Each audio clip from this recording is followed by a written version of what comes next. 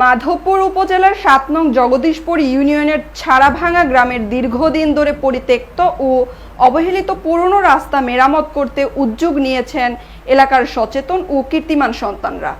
তারা নিজস্ব উদ্যোগে ও গ্রামবাসীর সহযোগিতায় ইট সলিংয়ের কাজ শুরু করেছেন। স্থানীয় জনগণ ও জনপ্রতিনিধিদের অভিযোগ, সৈয়দ মশিউর রহমান পরিবারের কিছু সদস্য এই উন্নয়ন কাজে বাধা দিচ্ছে এবং গ্রামের সাধারণ মানুষকে হয়রানি করছে। পরিবারের এই আচরণের কারণে এলাকার শিক্ষার্থী সহ সাধারণ মানুষের চলাচলে অসুবিধা হচ্ছে। গ্রামবাসী জানান, দীর্ঘদিন ধরে রাস্তার এই অবস্থা তাদের দৈনন্দিন ও জীবনকে ব্যাহত করে আসছে। বিশেষ করে শিক্ষার্থীরা স্কুল কলেজে যাতায়াত করতে পারছে না।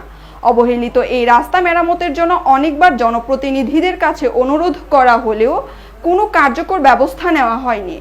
বাধার সৃষ্টি সত্ত্বেও এলাকাবাসী একত্রিত হয়ে বাধা অতিক্রম করে নিজেদের স্বেচ্ছাশ্রমে কাজ চালিয়ে যাচ্ছেন। তারা আশা প্রকাশ করেছেন, দ্রুত রাস্তার উন্নয়ন কাজ সম্পন্ন হলে তাদের চলাচল ও জীবনযাত্রা অনেক সহজ হয়ে উঠবে। স্থানীয় জনপ্রতিনিধিরা অভিযোগের বিষয়ে জানিয়েছেন, বিষয়টি নিয়ে তারা সচেতন এবং সমস্যার সমাধানের চেষ্টা চলছে।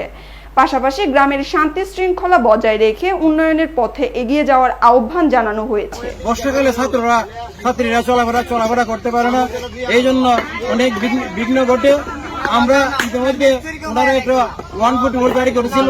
এই 140 ভোট এসএলএন সাহেব আসছেন, এই রিপোর্টও গ্রামের রাস্তার পক্ষে হয়েছে। এরপরে 144 যে রায়, এটা আমাদের কাছে কপি আছে। এই কপি সংযুক্ত করে আমরা ডিসি মহোদয় সাহেবকে দিয়েছি। এটা মানে রিসিভ কপি আমাদের কাছে আছে। এসপি মহোদয়ের কাছে আমরা এই কপি দিয়েছি, সেটা আমাদের কাছে আছে।